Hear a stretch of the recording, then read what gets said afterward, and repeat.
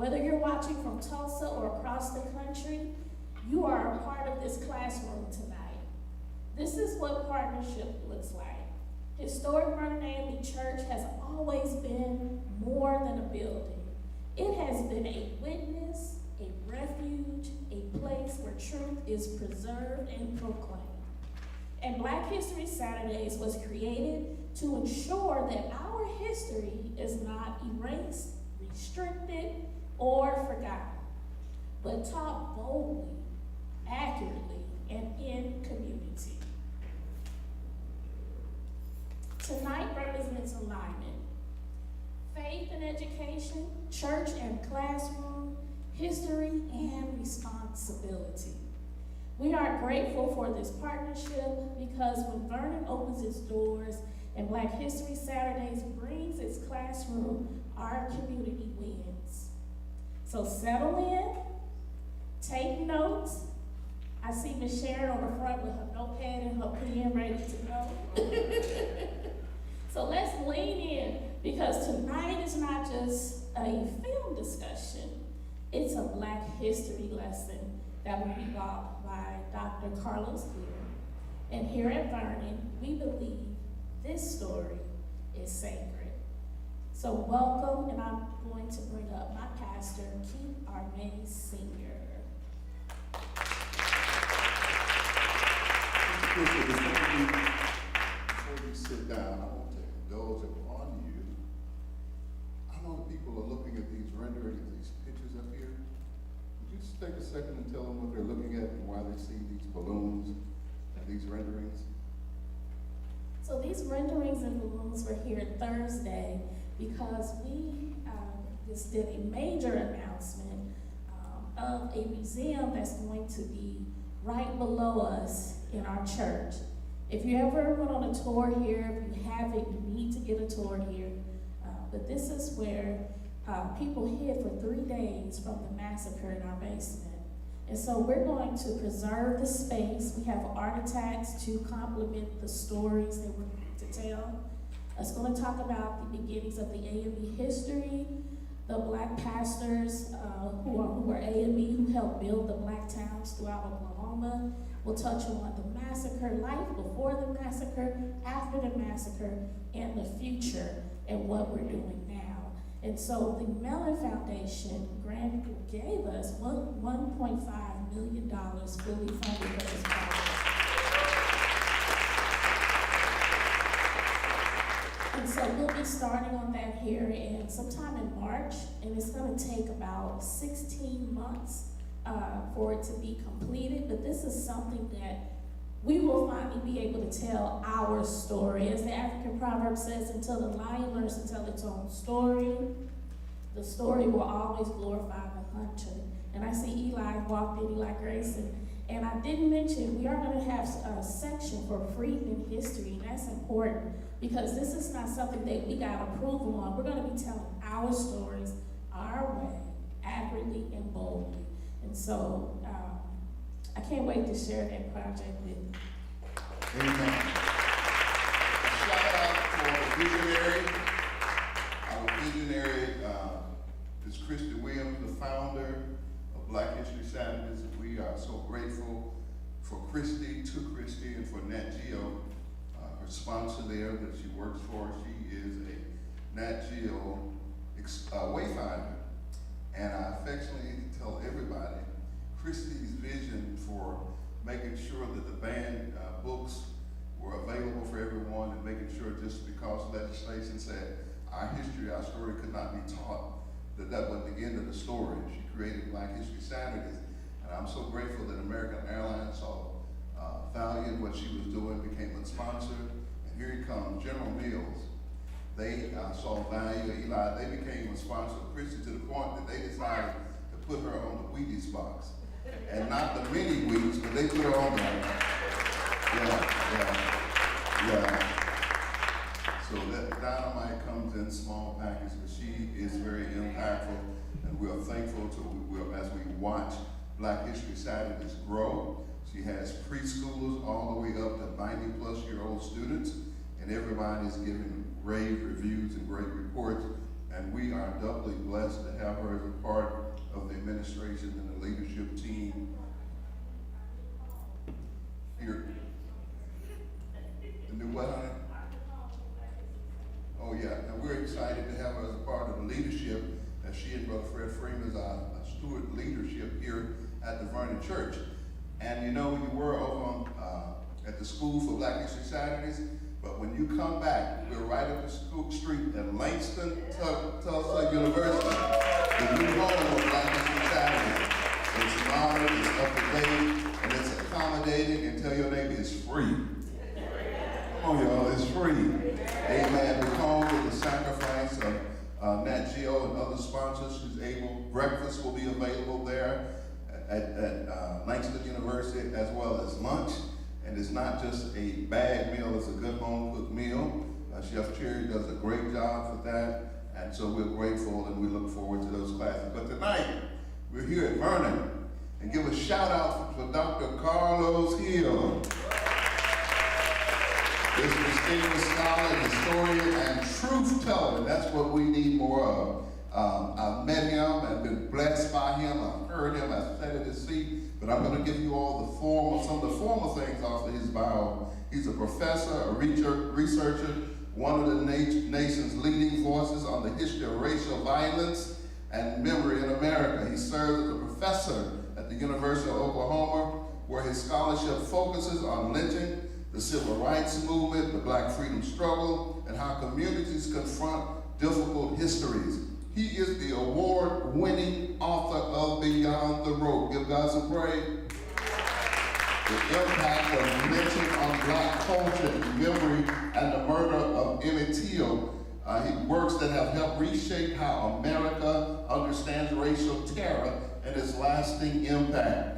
And we know racism is still running rampant, even in the White House, when they dare depict our former president and first lady as primates. Amen. Let's not get comfortable and think that it's over. Tonight, many of you know him as the historical researcher behind the powerful, award-winning film, Sinners. The film has received national acclaim, earning multiple award nominations and wins, and has sparked critical conversations about history, justice, and the enduring consequences of racial violence in America. Dr. Hill's scholarship helped ground the film in historical truth, ensuring that what audience see on the screen is not just cinematic storytelling, but rooted in true documented history. Dr. Hill has appeared on national media platforms, contributed to major public history projects, continues to serve as a bridge between academic research and community understanding. His work reminds us that history is not just about the past. It's about responsibility, repair, and remembrance. Tonight, we are honored that we here at the Vernon African Methodist Episcopal Church have him to help us break down the historical truths behind Sinners and deepen our understanding together. So help me welcome tonight, Dr. Karlos K. Hill. I need all the sinners to put their hands together. Come on, all the sinners.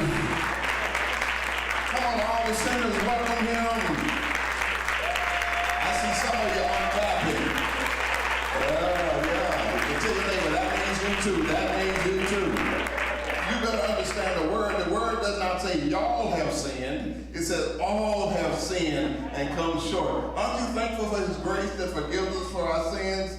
Amen. Now to break down this movie, Sinners, amen. There's a presentation for him, and then we will hear from Dr. Karlos K. Hill.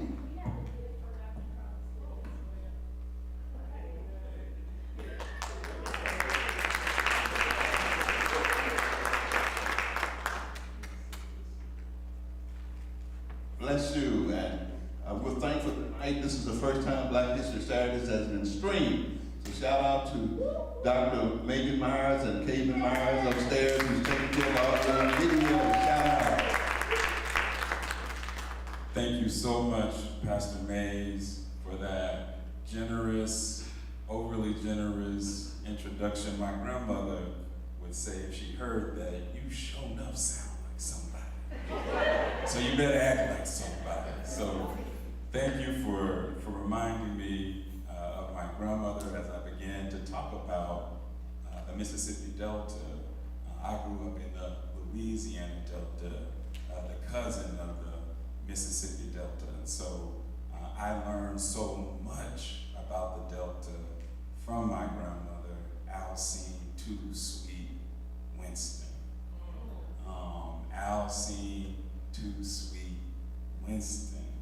I learned about Black life, Black people, to love Black people, and to love the Delta and its culture and its history through Alcine Too Sweet Winston, right? She was too sweet, or she was referred to as too sweet, because she was generous to a fault. All right. She was generous to a fault, not just for her family, but for her community. And it was through her life as a sharecropper, her life, not just her life, but her mother and her grandmother were also sharecroppers. Through her, I came to understand the history of the Delta, its hauntings, its horrors, but also its beauty. And so what I'm going to say to you tonight is going to be an homage and an ode to what my grandmother taught me, right, about the Delta, and the ways in which her ancestral spirit has guided me to understand not just the history of the Delta, but what makes the Delta a great place, and a place of Black resilience, resistance, right, as well as renewal.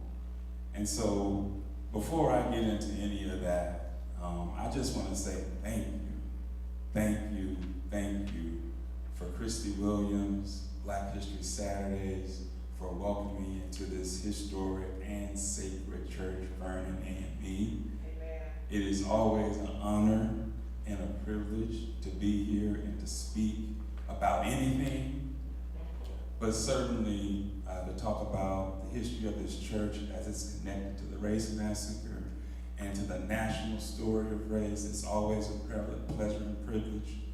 But now to talk about sinners and the impact that this film has had, it's a true honor to share what I know about this film for the first time to an audience. And so I am blessed for being invited here by my dear sister Christy Williams, who I will always call a righteous descendant, as well as Pastor Benjamin Mays. On behalf of the church, thank you for welcoming me. Tonight, I want to talk about the theme, no sanctuary but the truth. And it's ironic that I'm going to have this conversation with you in a church, in a sanctuary, in this historic sanctuary. And we know how the Black church has served and operated as a sacred sanctuary for Black people. But I tonight want to offer you the history of the Delta through the juke, and how the juke was this sacred site of Black belonging. And so what I want to talk to you and get you grounded in is the history of the Delta and how it gets represented in the film. I want to talk to you about the hauntings in the film that are true realities, or were realities for Black life in the Delta. But then finally, I want to talk to you about the theme of freedom as a theme throughout the film, right, and provides its culminating poignancy, the theme of freedom. And so, before I do that, what I really want to do is give Ryan Coogler his flowers. And I want to talk about your brother, Ryan Coogler, and just how impactful this film has been. And so if you could shift the slide for me. Sinners. There's so much to say for a film that has only been in existence for about less than a year, that has had the kind of impact that it's had on the conversations, on the culture, right, that Pastor Mays mentioned. But if we were to sum up the impact in a number, that number would be 16. Sinners has made history by being the most nominated film in Oscar history, something that no other film, y'all hear me? No other film has done. 16, we gotta give Ryan his flowers, nominations. No other film in history has ever had 16 nominations. The closest is 14. And so what that means, and as I sat and trying to think about what does that really mean, right? Beyond he's the first to do it, what I think it really means is black art. If we are to take serious that the Oscars is the standard bearer for cinematic excellence, with sinners being nominated in 16 different categories, it is set the standard for what excellence, not just black cinematic excellence, cinematic excellence, what it looks like. And so we have to talk about black art that Sinners represents differently because of the impact that it's had already. And so I cannot begin to talk about Sinners without acknowledging the power of this film and how it's already changed culture.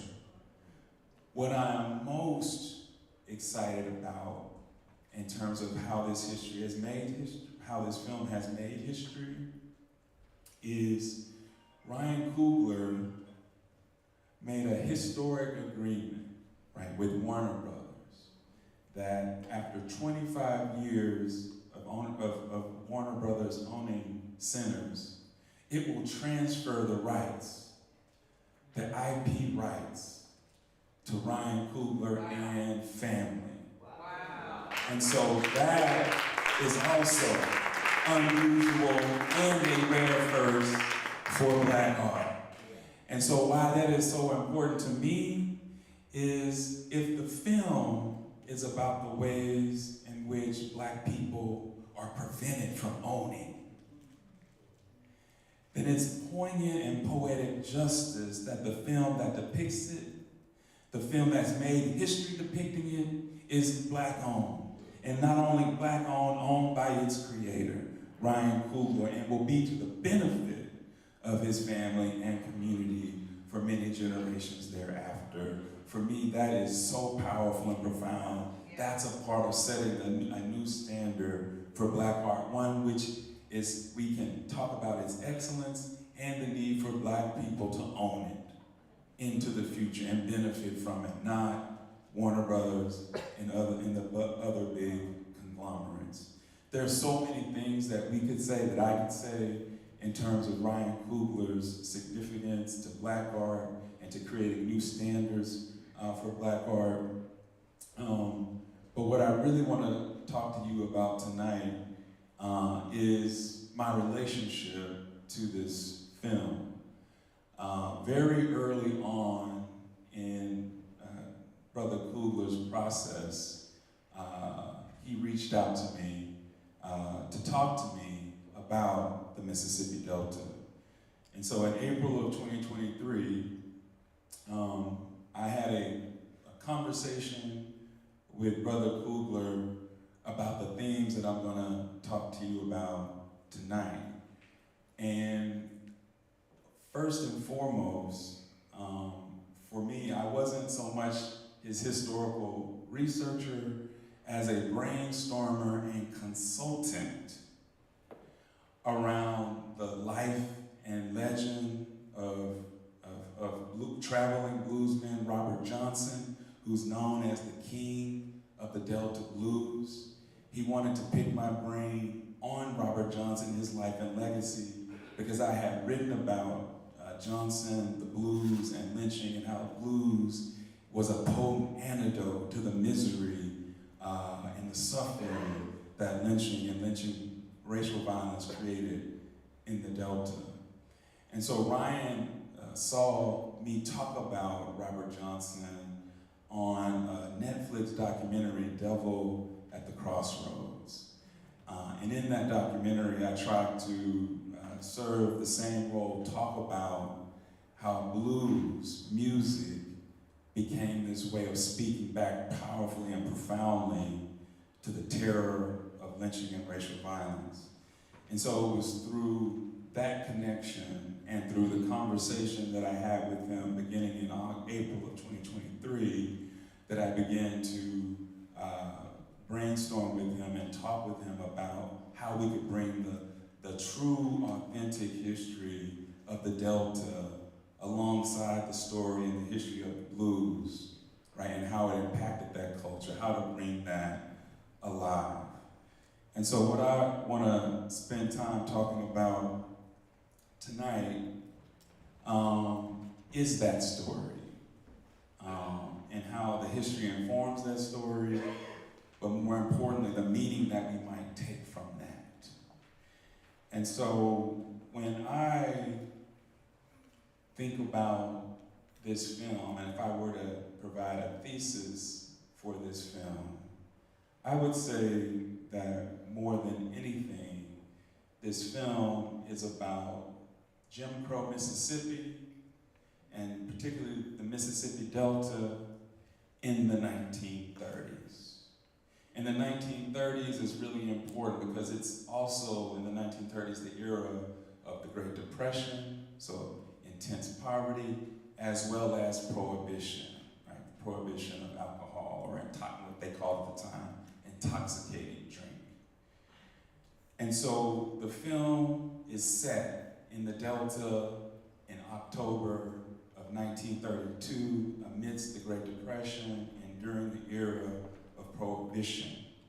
And so what we learn about the protagonists or the main characters in the story, who are Smoke and Stack, what we learn about them in the Delta is Smoke and Stack, right, have fled the Delta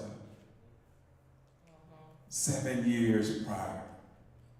We don't know why they fled the Delta, but we know they fled the Delta in a hurry because they didn't stop to tell family members or loved ones. But just like they left, they arrived back unannounced. And it's there in that moment that we begin to understand that they're returning to the Delta, to Clarksdale, to create a juke joint.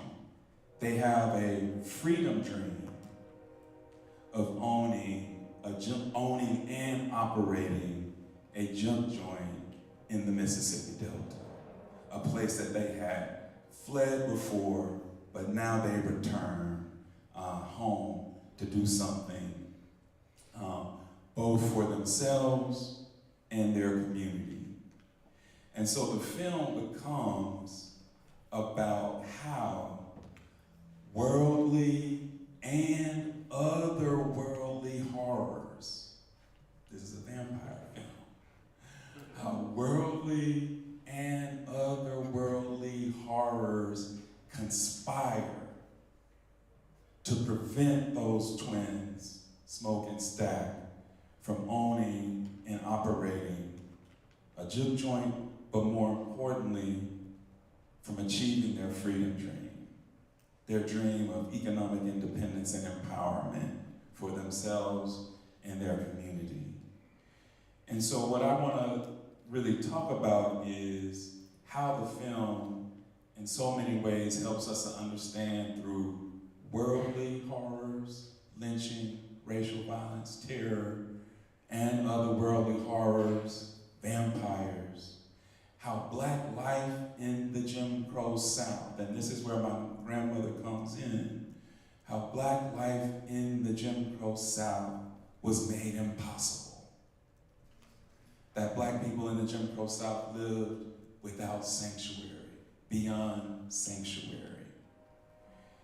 He makes clear through the presentation of the story and characters the impossibility of Black life in the Jim Crow South. But he doesn't just do that. He also helps us to understand the sources of resilience, the sources of resistance, and the sources of renewal, right, in that context of impossibility, in that context where Black life had very little sanctuary. And so what I want to help you to understand then are those themes of how Black people were hunted in so many ways, real and metaphorical, as well as metaphysical, but at the same time, how Black people responded to that. And so I want to center the juke in talking about the juke joint, not as a place of sinning that the film has popularized, but as a sanctuary. And so if we could change the slide, advance the slide. What we have to understand about the film and what I love about the film is that the two central characters represent something really profound. Smoke and Stack are Black men who are uncompromised and uncompromising in their Black masculinity.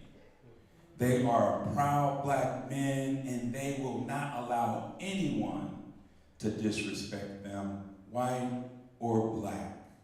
And that uncompromising Blackness, that uncompromising Black masculinity that they represent, cannot exist in the Mississippi Delta.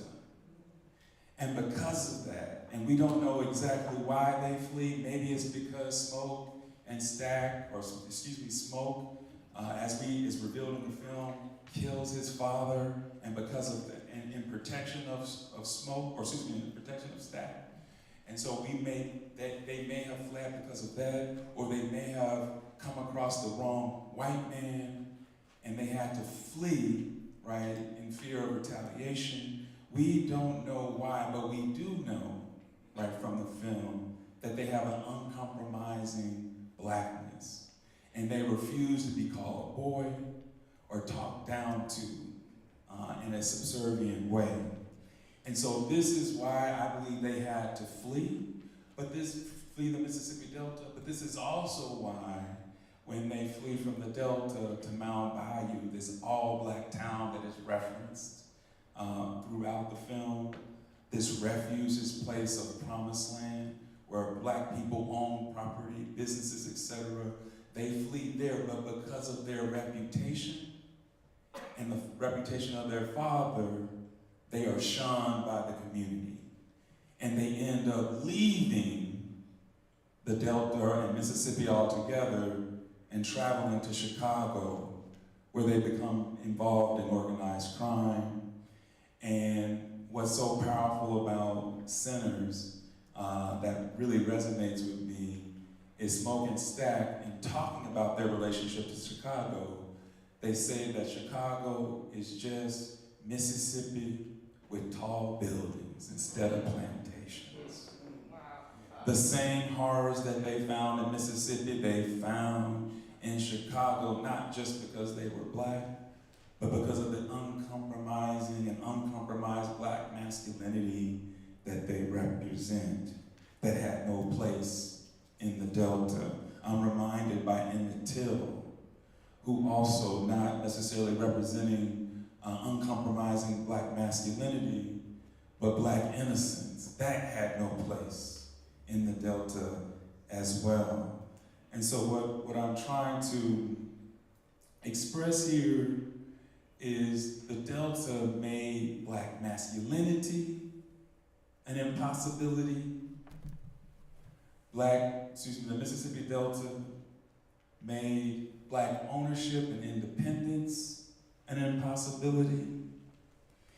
And in making it an impossibility, right, created a kind of horror for Black life, a trauma for Black life.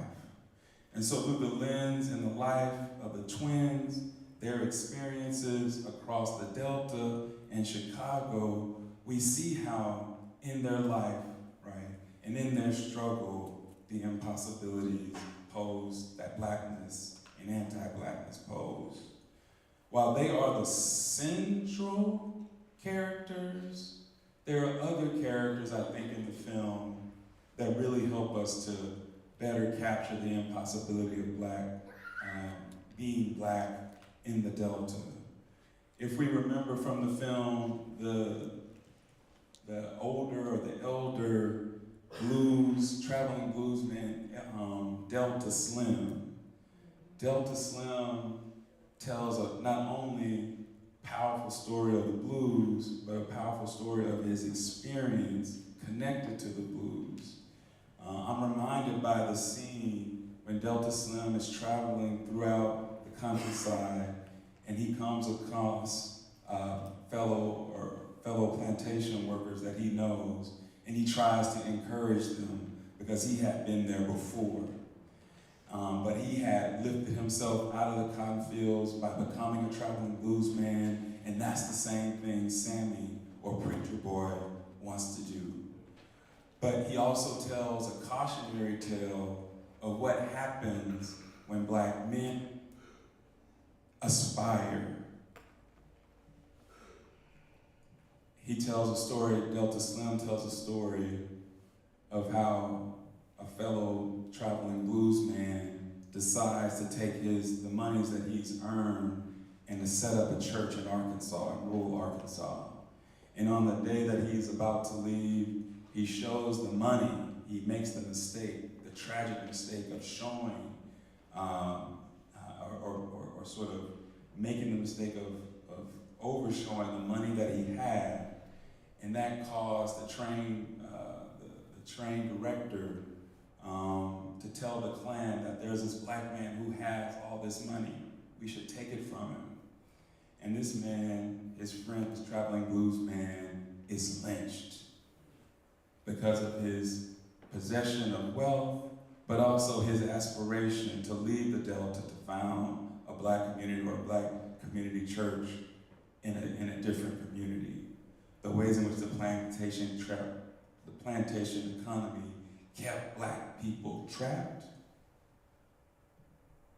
It's sort of the impossibility of black life and the realities of black life in the Delta that Ryan Coogler Centers tries to bring to the fore. One last example that I think really brings to the fore the impossibility of black life, or even the impossibility of interracial love, is the relationship between Stack, the character Stack, and Mary. And if you remember from the movie, Stack leaves the Delta unannounced without telling anyone, particularly Mary. When he returns, she confronts him about leaving her and all the lies that he, quote unquote, told her, that in terms of he loved her and he would never leave her. And they have this really powerful conversation within the juke joint, this site of sanctuary that I want to talk about. Ultimately, they have a conversation about the impossibilities of them ever being able for the world to accept their love, right? And so it was only in the space of the juke joint could that conversation actually happen. But nonetheless, even with it happening, the reality of it that they were confronted with, that they could not overcome in life, was that because of the racism of the Delta and the Jim Crow South, their love was prohibited.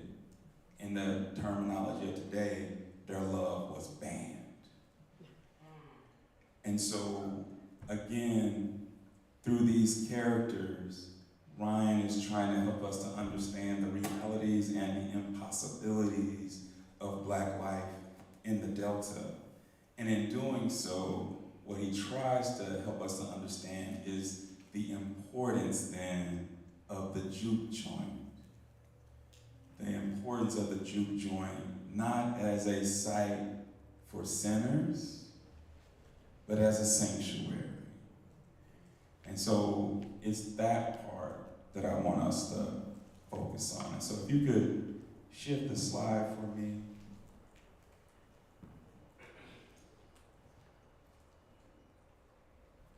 And if you could shift it one more time.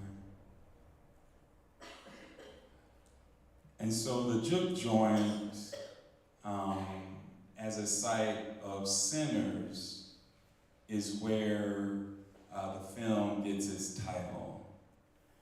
And I can remember in my conversation with Ryan, I stressed to him that the black church during the 19-teens, 20s, and 30s framed juke joints as sites of sinning, and the people who enjoyed those places were sinners.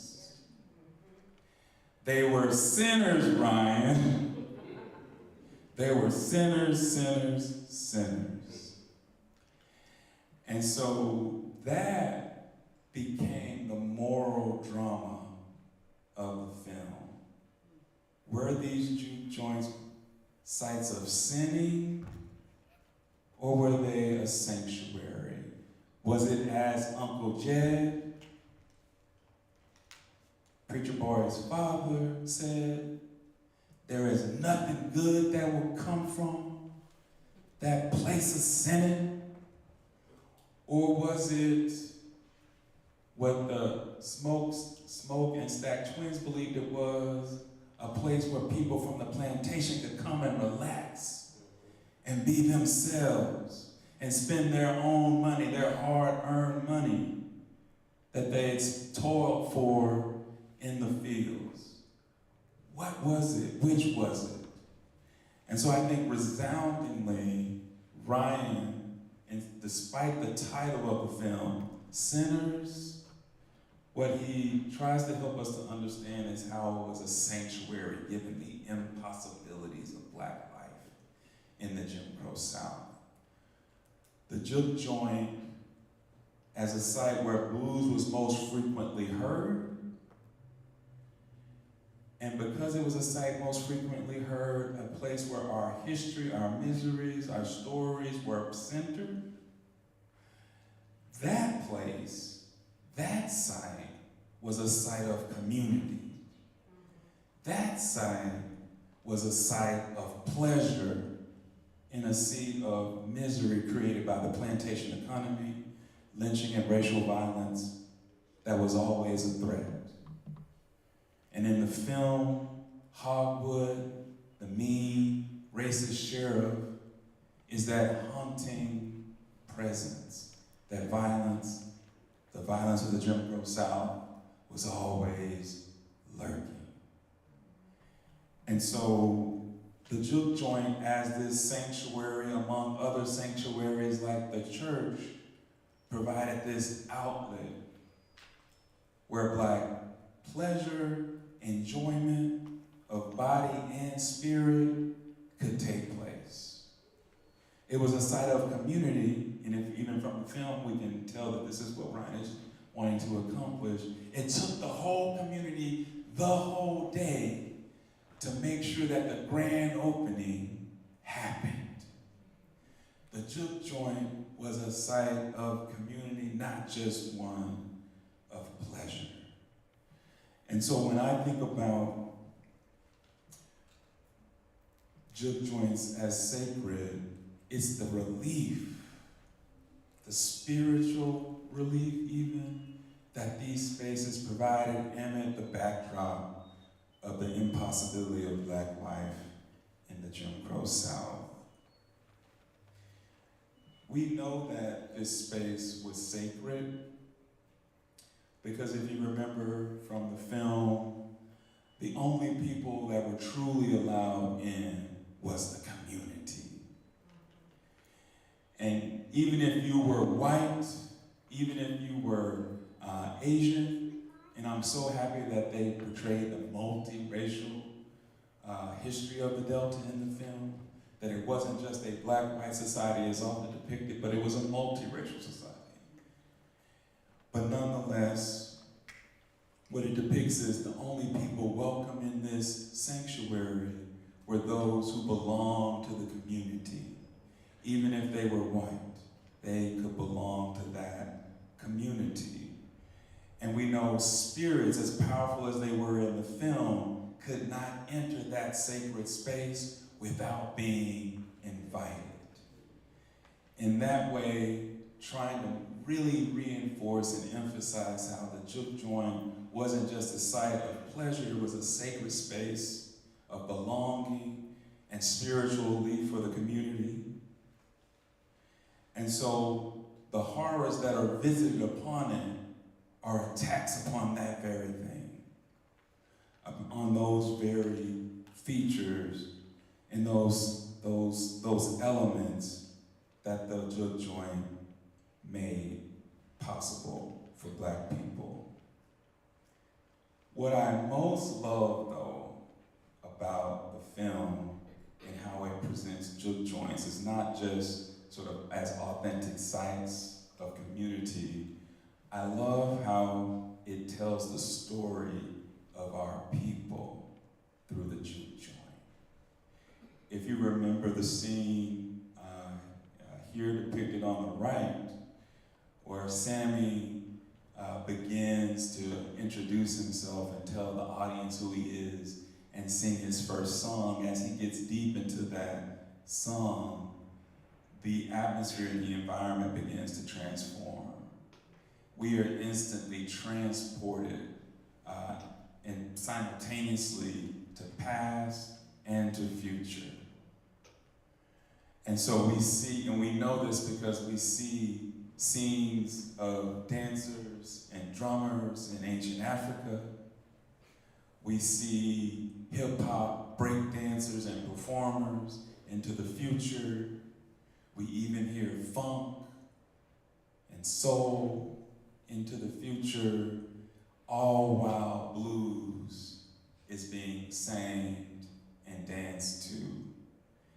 And so what Ryan, I think, is trying to help us to understand is how blues music provided a portal to our past, present, and future. The blues, in some ways, is a living history. And so he helps us to understand the blues and its power and how Sammy Preacher Boy could summon it through his talent. He helps us to understand how truly valuable, right, and how truly transformative juke joints were as sites of healing, as sites of relief, as sites of community, as sites of pleasure.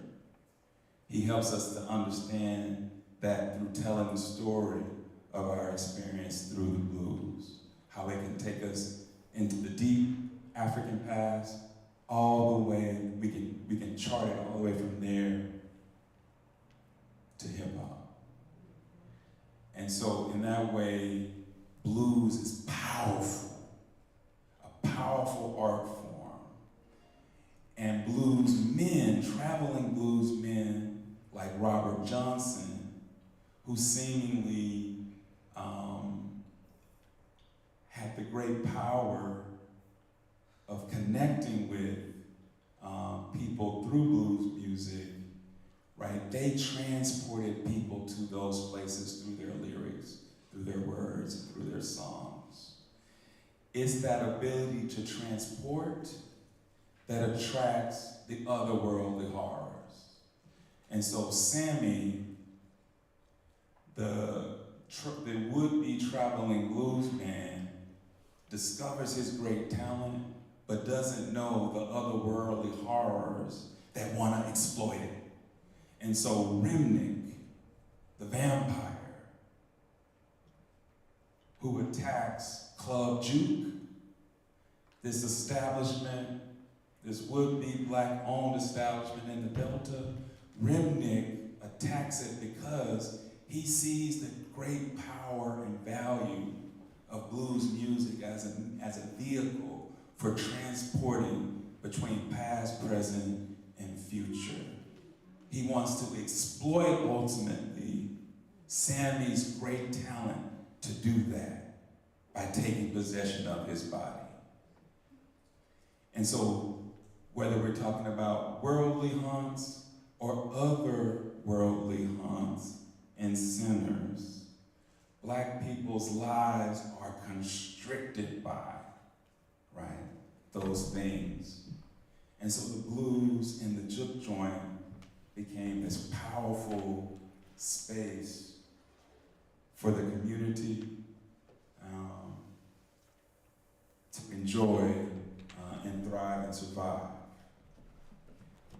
last thing I want to touch upon before I kind of close up, and this is where I think the film, for me, is most profound and powerful. It's the part of the film that I often shed a tear when I watch, because it's moving, sort of the ultimate story of what happens to the sinners and what happens to the characters Smoke and Stack. If you recall, in the final scene, and when I say the final scene, I mean the scene after the credits, where Sammy, 60 years in the future, has now established his own juke joint in Chicago. Sammy survived the attack against Club Juke. We don't know when the scene opens why he's allowed to survive, how he survives this attack.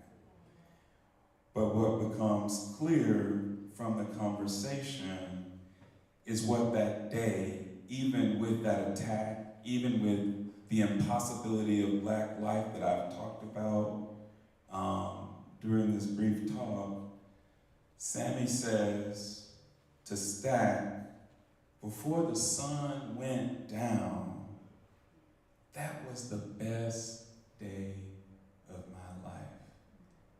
Performing in that juke joint. That was the best day of my life. He says that 60 years later.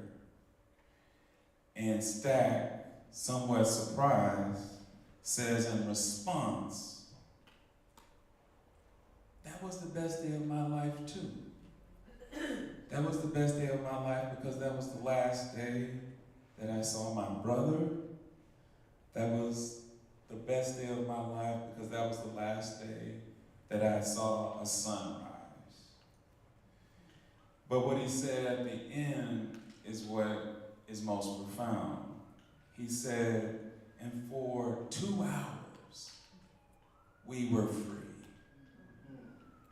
And for 2 hours, the 2 hours that Club Juke was allowed to exist before it was attacked by worldly and otherworldly horrors, that 2 hours is when Smoke and Stack experienced the greatest freedom that they had in their life. And so that, to me, that 2 hours helped me to understand just how impossible Black life was made by the horrors of Jim Crow segregation, the plantation economy, lynching, and all manifestations of white supremacy. That 2 hours for me summed up what the movie was trying to convey, right? That the freedom dreams of Black people, whether it was owning a juke joint or establishing all Black towns as refuges for Black life, right, were made and compromised, right, by that violence, excuse me.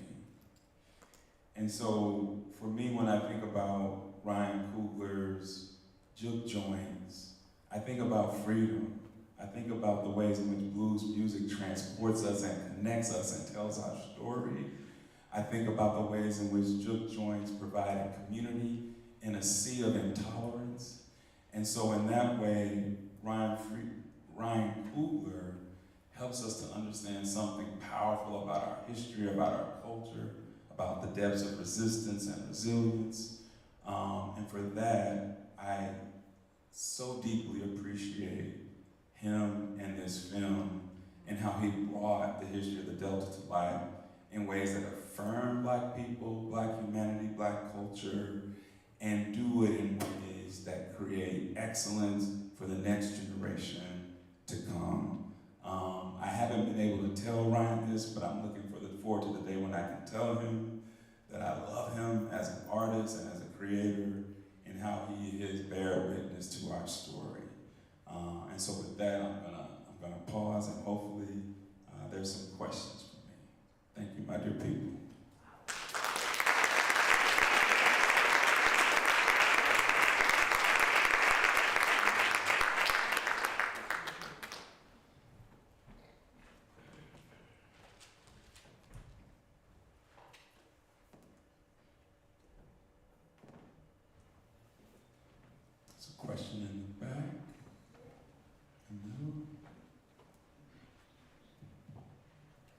Good evening. Excuse me.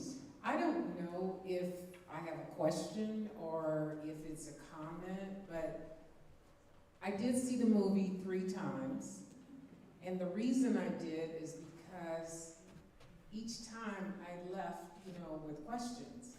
And I didn't know if it was, I enjoyed it. So I wanted to see it and I wanted to make sure I was getting all the points like you just stated. But I was thinking Sammy at the end, you didn't see his reflection and maybe he was no longer of earthly, had become a vampire at some point. Because at the end when they shot that, you didn't see his reflection in the mirror. The reason why I said he was spared is because Stack says to us that Smoke made him promise that he wouldn't take his life. He would allow him to become that traveling blues man that neither of them wanted him to become. And so it's in that scene that he divulges that the only reason why he was spared is because of Smoke's promise. And so that's the deal with the devil that was made to allow him to become that great blues man. Just in the same way that Robert Johnson was supposed to have made a deal with the devil to become this legendary king of the blues. And so in that moment, Ryan is really playing with the mythology and the legend of Robert Johnson. But my understanding is that he is spared. He doesn't become a vampire. Okay. And I love the reference to 2 hours because that's how we felt watching the movie. We were happy. I was smiling in the movie at that point because they had opened their place and they were so happy. And it's weird because we were sitting there watching the movie, my sons and I, and we were thinking, well, what's going to happen? Because they're not going to be able to stay happy. It just had all sorts of feelings in that movie, but I love it. But pride was one of them. Yeah. And joy. Oh, yeah. Yeah, it brought to life, right, the juke joint. We experienced the juke joint and the ways in which it created community joy by how he presented it. That's what's so profound for me about it. It's like we experienced joy and pride in watching it, and that's what those sites were meant to do. Right. Thank you. So, Dr. Hill, I really appreciate what you have to offer. Dr. Alanubia, I greet everybody from the old North State, Raleigh, North Carolina. I did undergrad at Shaw University. I would like for you to talk about 2 dichotomies and give you kind of a background. When I saw the movie, I couldn't help but remembering The Color Purple, when the lady was singing the song, the Lord loved somebody, and she was leaving the juke joint, and she was going to see her father, and she said, "See, Father, God loves sinners too." And then I could tell that Ryan Coogler is thematic in his creations, because I couldn't help but think about the role in Black Panther, where you had the Black Panther, one guy, and then you had the same guy at the end of the movie where he basically killed his brother. But his brother was saying that we have to be free by any means necessary, and so I didn't see neither one of them as good or bad. I just saw one of them as being extreme. Now, given that as a background, when I was watching it, I'm a son of a SEAL, and my dad was a specialist in psychological warfare. And the background, when I saw the dichotomy between yin and yang, the good brother and the bad brother, as a matter of speaking, even though we as a community see them holistically. So I would like you to speak to that. But the other one I want to speak to is what I would consider what people call the sweetest taboo. And I'm questioning the sweet with respect to too sweet.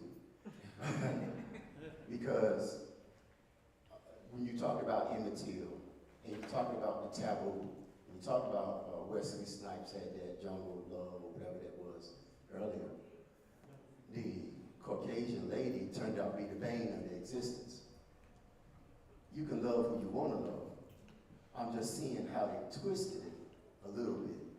And I don't know if I'm necessarily in agreement with that, simply because relationships can go left and relationships can go right. It doesn't matter who you marry to. And so I think they presented that relationship, even though they sailed off into the sunset, they presented the lady as kryptonite. So in some cases, it seemed like she was his Eve, you know, and he took a bite of the apple, but instead of perishing, they moved on. So I know it's two dichotomies, but you know, one postgrad to another, I know you have more than enough intellectual capital to address it one bite at a time. And I salute you. Oh, thank you, dear brother. I'll try to answer both, but I'll spend time more with the first because I think I can maybe have more insight. I think that when it comes to Smoke and Stack's characters, I just think about how did Michael B. Jordan play those two individuals so differently? Like, it presents two different personalities, right? Alongside of each other. And I think Smoke and Stack are different, but I don't think they are opposing. I don't see them as a dichotomy. I see them as different manifestations of what shaped black men, right? If we know both of them have been raised in the rigors of the Delta and have emerged from it as kind of tough guys who will take nothing off of anyone, not black, not white, is willing to confront white people and to demand respect, right? And so for me, they don't represent two dichotomies, but two manifestations of unforgivable blackness, right? That is why they could not be anywhere, right? They were willing to stand up for self-respect and dignity in ways that didn't compromise their humanity. And so for that, life in the Delta was made impossible for them. He tells Hogwood, if I see you across my property, I am going to end you. Those were the uncompromising stances, right, that he took throughout that had no sanctuary anywhere in America. And I'm reminded, even as I talk about the Jim Crow South and the Mississippi Delta as the most southern place on earth, I'm reminded of Malcolm X and how he talks about, stop talking about the South. You're south of the Canadian border, not the Mason-Dixon line. And I think that is the powerful point made in the film by Stack. Chicago is just Mississippi with tall buildings instead of plantations. The same racial violence and arts and discriminations found there, are found here or there in different guises. And so I just think that they, instead of representing opposing forces, they are representations of how black men were forced to navigate the disrespect, the violence, the terror of the South and the uncompromising stance that they took, and this is the most important part, to secure their freedom dream, right, of owning and operating an establishment in the Delta in their home. So I see them as complementary. And in terms of the relationship between Mary and Stack, I think the emphasis is on this love that cannot be, right? This love that is banned and prohibited. The ways in which Stack wants and desires, Mary wants and desires, but everyone around them and even themselves know that it's impossible. That will only lead to lynching. And so that is what is emphasized. And what I think the film tries to make poignant is their love, their interracial love, could only exist in another world, in the world of vampires, in the world without light. Black love, interracial love, could not exist in the Jim Crow South, only in a world outside of that. And so that's the really powerful, profound point I think that Ryan is trying to reinforce, right? That even in death, Black people could be haunted by race and racial terror, even in death, right? And so the character Auntie is all about making sure that if a vampire bites her, that her spirit will be released, that it won't be trapped in this in-between world, between life and death, this liminal space, that she will be able to be free and rejoin her child that died early in childhood. And so much of what the film is about sort of relationships that are prohibited, right? Annie and Smoke's relationship prohibited. Mary and Stack's relationship prohibited. Owning of property cannot happen, right? All these things stack up to help us to understand that 2 hours of freedom. And so again, I don't see it as these things as intention or opposing. I see this as building a portrait, right? An authentic portrait of the dangers, the terrors, the beauties of Black life in certain sanctuaries like juke joints. It's about that and less of a kind of a commentary or trying to authentically portray how a relationship between the two of them would have unfolded. It's really trying to symbolically represent the limitations of Black love in the South. I hope that makes sense to brother. Straight A plus, sir. Straight A plus? All right. I'm gonna let you grade me every day. That's right. No chasing. All right, thank you.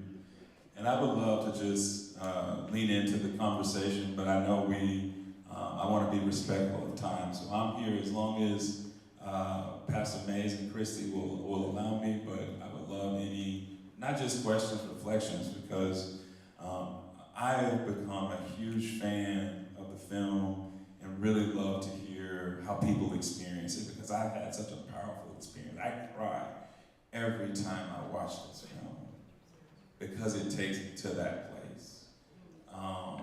And so I would love to hear how you have experienced it and how you talk about it, think about it. Well, let me say that I went to see it 4 times. Okay. And bought the DVD. So I Right. had to make sure I had it, because the way things go, you don't ever know when you think you can stream stuff, but things are happening now, so streaming may not always be available for you. But in this film, I saw more African spirituality than anything. And Dr. John Henry Clark always said, if you center yourself on what happened, since we've been here, you miss the whole point of things. You have a hard time understanding. But there was so much symbolism in this film, and the fact that the Native Americans coming, at the beginning of the film, they're there to warn the people, but of course the white folks, as usual, don't want to listen. That to me was very significant. The fact that they had where they showed that even in the town where the Chinese folk were there. In Clarksdale. They had a store on one side of the street and a store on the other side of the street. So, and the colors, there's something significant about the colors that Stack and Smoke wore, that go back when you look into the spirituality of the things. But in terms of the vampires, I didn't see it as a vampire movie. Yes. I saw it as, I was looking at all of the symbolism in it. And I saw the vampires as representation of how, as Dr. Joseph White says, black psychologist said, people often study how black people are impacted by the racism and so forth that they experience here in this country. But nobody really looks at how much we have impacted the general culture of the fabric of the culture of this nation.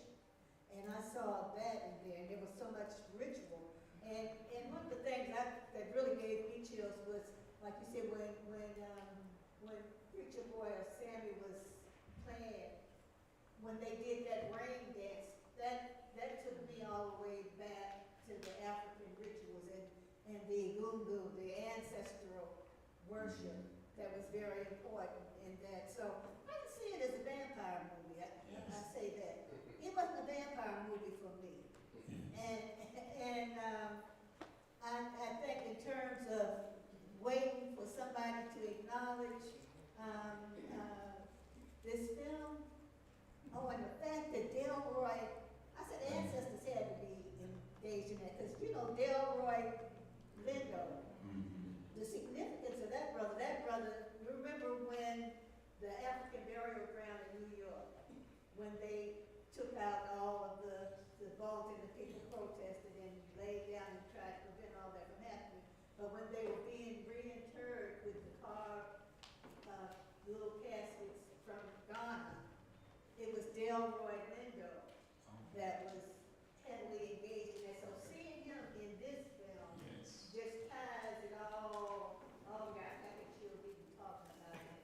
But it is so significant, and I think it bears witness to the experience, but it bears witness not to destruction to me. To me, it bears witness to the continuity of our movement and our transition, and the fact that the brother that went with Annie, the fact that you didn't see him just dying and nothing else. When he was transitioning, he was joining ancestors and their baby. So, and that principle was very important, that there is continuity, and that goes all the way back to Africa. And in terms of sanctuary, the music has always been a sanctuary, and Dr. Daniel Black and Dr. Greg Carr, they talk about these things quite a bit. And I'm a Nubian and I follow all of that, I might say. But the continuity of it all is the important thing that we have to stay in touch with. Thank you for that, my dear sister. I would agree with you. Yes, that was a beautiful explanation of the spiritual symbolism throughout centers that mostly revolves around discussions of hoodoo, right, and ritual and magic to ward off otherworldly horrors. But you're right. We have, like when you say, I don't see it as a horror film or a vampire film, I see it as a film that affirms Black culture, Black history, and Black life. That's how I experienced it too. But certainly in the first half of the film, before it's dark. After it's dark and the vampires organize an attack, it becomes for me a vampire entertaining, like a genre film. But before that, he helps us to understand Black history, right, through the juke joint and the day that it took to bring together entertainers, Delta Slim, Sammy, bring together Annie to do the cooking, the merchants, getting them their agreement to help them supply the juke joint, as well as help with marketing it. It took a community to create that day. so many ways, it's a before the darkness, right, pervades, and the otherworldly haunts visit, right, the juke joint. We see the glory and the beauty of Black life. And I would say, just lastly, Ryan really worked with a great hoodoo historian and consultant who was also involved with Devil at the Crossroads, who helped him to really, in a really strategic and intentional way, insert hoodoo and references to it, and how it served as both as a kind of practice and sort of source of resistance, right, to the community. And so we understand that through the conversation and dialogue that Annie and Smoke have when they talk about why didn't your hoodoo or why didn't your rituals save our daughter, right? Why couldn't it be a source of sort of redemption or have the power to save a life? Why couldn't it do that then? Why are you telling me that it can do that now? And so this was a dialogue about the spiritual power of the conjuring tradition. And so, again, I think you're right. Centers is filled with those references, with those symbolic flourishes, and it's all, for me, about affirming Black culture, Black history, something that he's done throughout his films, from starting with Fruitvale Station, his first film about the realities of Black life, all the way through to Black Panther, his Black Panther series, which is sort of him representing African history in ways that had never been on a scale that he did, had been done in a kind of big budget box office film. And so again, you're right, I agree with you, and I would say too that I experienced it less as a horror film. I wasn't actually scared, and I'm always scared when I see a horror film. I didn't even walk away scared. I walked away with a smile. And so you're right. This is more about celebration of culture, remembrance of culture, and less about the horror. Hi, my name is Ian Grayson. I have a question. My father taught at Higgins back in the 50s, and later East Side School for colored kids in Cleveland, which is the schools for that region in the Delta. And this is back in the 50s and in the 1960s.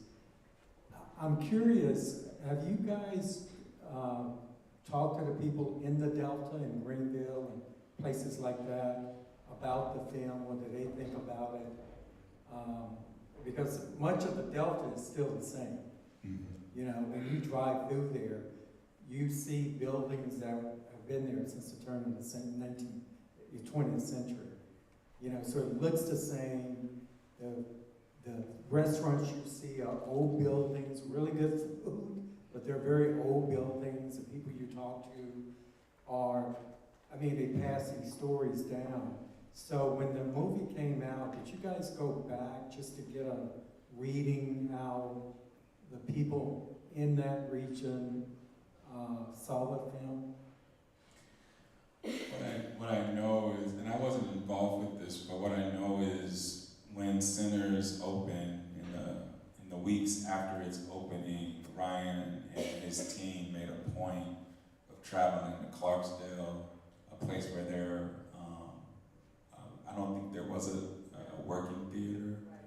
They brought the film there and presented it to the community, and they did it as a way of reconnecting and highlighting just how much they have relied on the community to bring the story to life. And so I think Ryan, again, is always, whether it's within the film or in terms of how he engages with his work and community, he's always sort of doing a good job of elevating the voices of the community or even me, in terms of supporting the film, like elevating my voice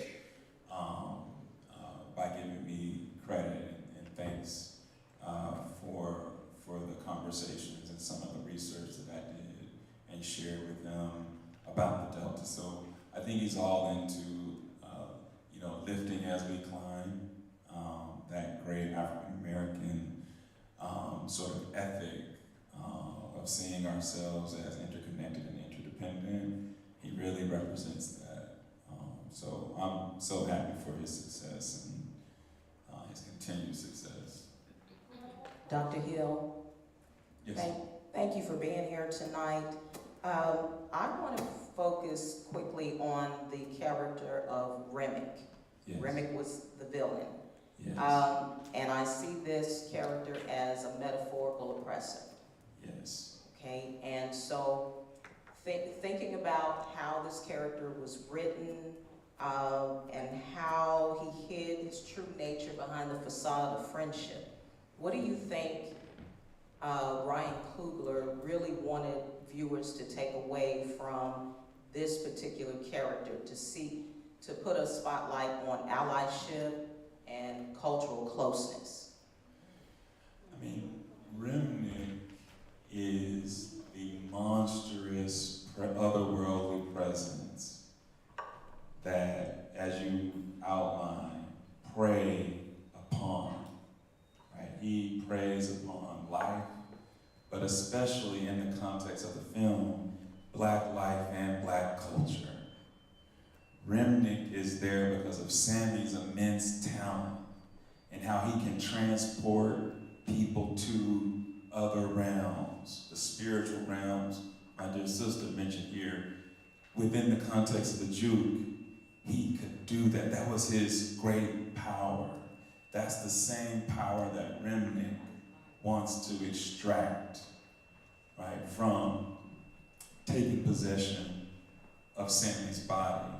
And so you are right to talk about how Remnick, in the context of the film, is a symbol of sort of white extraction, white predation on Black culture, exploitation of Black culture, right? And the ways in which, the limited space in which it was able to exist. And so I think Remnick, as that otherworldly horror that even Conjuring cannot prevent, it sort of brings home sort of this impossibility of Black life and re-emphasizes then the sacredness and the sanctuary of the juke joint as this site of Black resistance, renewal, resilience. And so I think Remnick is important to all of that symbolism. But what is, just to end on symbolism, what I most love about the film is not just that final scene after the credits, it's the final scene before the credits. The scene where the representative of the worldly horrors, Hogwood, comes back with the Klan. Speaking of deception, he tells them that the Klan doesn't exist, but he's the leader of the Klan. Remnick says that I'm here to perform, when really I'm here to extract. And so ultimately, because of the uncompromising and uncompromised Black masculinity that Smoke represents, when they return, he makes good on his promise, right? He kills every one of them standing, including the representative, the monstrous representative, right, of the horrors of the Delta, the embodiment of it all, Hogwood. And so for me, that was truly a script connected to the realities of the Delta, right? In the Delta, Black people resisted the racist terror and violence, often through armed resistance. That's what my book, Beyond the Rope, is all about, is the ways in which Black people resisted the terror of lynching, physically, but also through armed self-defense, but also culturally through how we remembered and talked about it. And so that was a poignant moment in the film that really brings together how Black people fought back and responded to that predation, responded to the ways in which, what you talked about, white supremacy as a predatory force and how Remnant brings it all together. I think he puts a fine point on how Black people responded to it with that scene with Smoke. So again, wonderful points, and this is an amazing conversation that we're having about the film. Did you bring the book? Yeah, I was gonna say, what the book say? Where are the books at, Chris? No, I didn't bring any books with me, but this is not going to be my last time here. I promise you. Next time we will have books. We have one more that had a comment.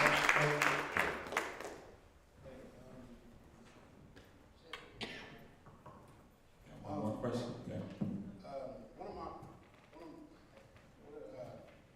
One of the things that pointed out to me in the movie is that really stood out to me was the part where at the end, Remick and Preacher Boy were together and he starts saying the Lord's Prayer, and then Remick said it with him. And to me, that was really powerful because it kind of puts a question mark on the whole situation of like the movie's called Sinners. You know, there's the preacher boy is pressured by his father, you know, that he needs to stay in the church, but in the end, the church didn't save him. It was actually voodoo that was used as a weapon to kill the vampires. And even though we as the watchers of the movie we're happy that he got away, I mean, it really wasn't a happy story. So at the end, it was kind of a net loss. And so it kind of puts Christianity neutral, or at least at a deficit to me in the movie. But I just like to hear what you got to say about that. I wouldn't say at a deficit. I'll just try to be brief. I think it's presented in the film as different paths, right, to Black survival and thriving. You have in Delta Slim a path that we see what happens to Black men who become traveling bluesmen. We have another path with Smoke and Stack who become Black entrepreneurs and how they are stymied. And then we have this path, right, that Preacher Boy's father wants him to take, that even Smoke and Stack want him to take, that will maybe provide a sanctuary for him. He's a good kid, right? He deserves to have a good life, or as best life as he can have in the strictures of the Jim Crow South. And so I don't see it as being presented as a deficit as much as the tensions that existed at the time and the hard choices that Black people had to make, navigating, responding back to this history of terrorism, in a time where there was truly very little sanctuary for Black life. How does one, in the impossibility of living Black in the ways that Smoke and Stack want to, how does one live? How does one choose to try to make an impact on the world? And so there's just these different paths, and I don't think any one of them is sort of being glamorized. I think it's just helping us to understand all the choices that were possible, that paths that could have been taken, but ultimately how in all those cases, those freedom dreams were unrealized. And so you're right, the film is unsatisfying in that way. It doesn't give us a happy ending. It really presents a kind of authentic story. And so that's why even with the joy that we experience, right, at the beginning, at the end, right, we connect with the horror of what it presents, and we have to think about what that means to us. And so, yeah, I appreciate your question, though. I think you're getting into some of the central tensions in the film.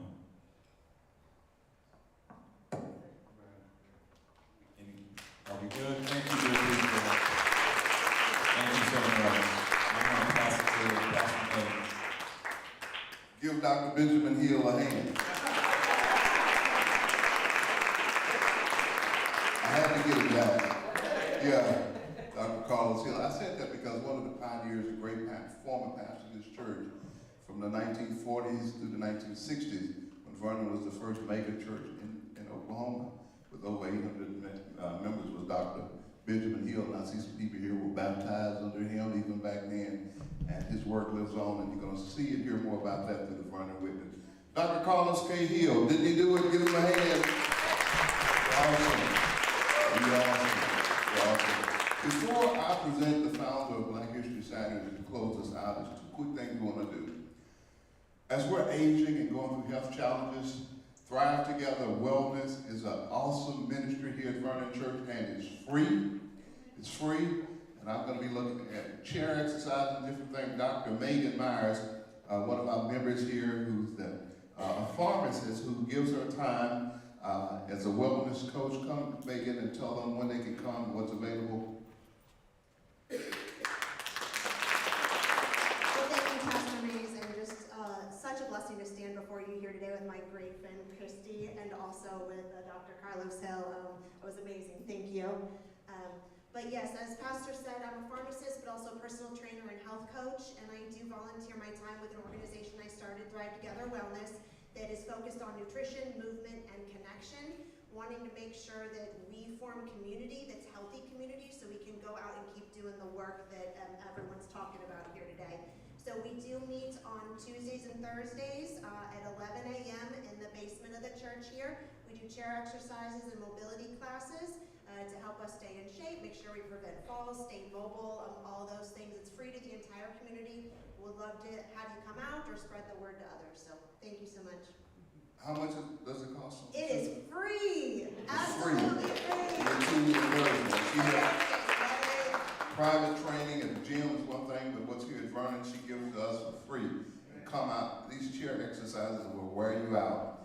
Amen. And I'm having another hip replacement in about 3 weeks. And I tell you, she has really got me ready for that. It's been a blessing. So come on out, and you only get one temple. And so do the best that you can to take care of it. All right? No. Okay. One thing I want to say on behalf of Christian Black History Saturday is this was a faith walk for her. And I am so thankful that before your dad passed away, he got to see you do the first Black History class. He got to see it go from, he got to see it come to manifestation, from declaration to manifestation. He prayed you through it, and he encouraged you through it. And this was supported solely off of Christy's own resources and a few donations that she got. And last year, she started getting some grants. And it's still a faith walk because it's not totally funded. And she gives first-class meals at every class. Breakfast, anybody experienced it? Breakfast and lunch, first-class meals. And it's going to start out this way, the same way this year, but she needs more resources. And so I'm saying that because the word said, to whom much is given, of the same is much required. Whether you're watching on social media or you're here tonight, if you want to give a donation, she might get mad at me if I'm asking because she's a proud person, but I'm just going to say that. You can make your donations to Black History Saturdays. We're not taking up an offering, but there's a basket over there if you want to give something tonight. I'm just saying. You can give to her electronically, you can take a check. Because this is awesome in our community. When Governor Stitt and others said you can't teach Black history when certain books are banned, she just took it upon herself and said, we're going to do it. She didn't have the resources, she didn't have the building, so we are thankful to Dr. Keys and Langston Tulsa for saving some resources that we're going to open up our doors and you can come to Langston University and use our first class facilities. So that's a blessing. So whatever part you can play, if you want to write a check tonight, if you want to get $1, $2, it's not the big donation, it's the little things to make sure the kids and the adults who come get a good meal, that the presenters are compensated. Let us sow back into her as she is sown into our community. Just do that in your own way. No mandate. If you don't want to, that's fine, but don't discourage anybody else. Sow into somebody else and watch God bless you. Thank you for coming out tonight and supporting her. The founder of Black History Saturdays, Miss Minnie Wee. Christy Williams.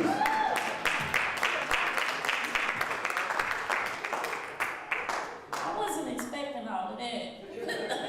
But thank you all so much for coming. I just want to remind you, Black History Saturday starts this Saturday at our new home in Langston, Tulsa.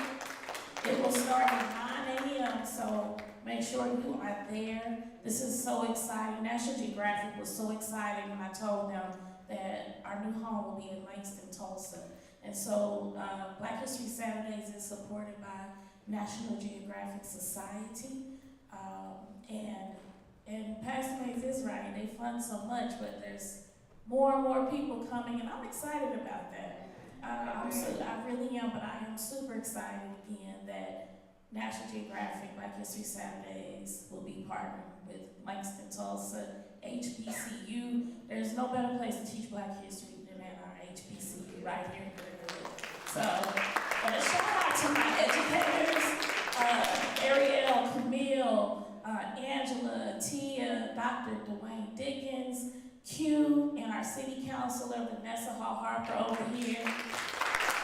So thank you all so much. And I'm also, Reverend Francetta is going to give me, if I don't say this, to connect to the Historic Vernon AME Facebook page so you can stay updated on everything that we're doing here at Historic Vernon AME Church.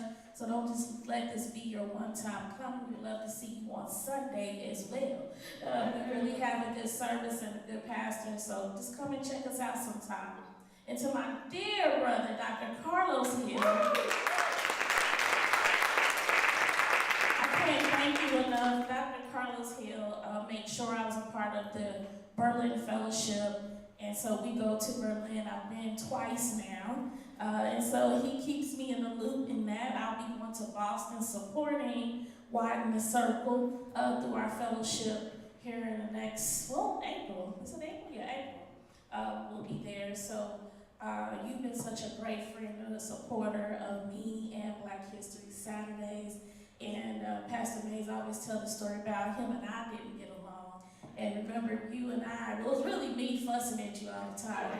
And so it's really surprising that we became such good friends just through a dinner.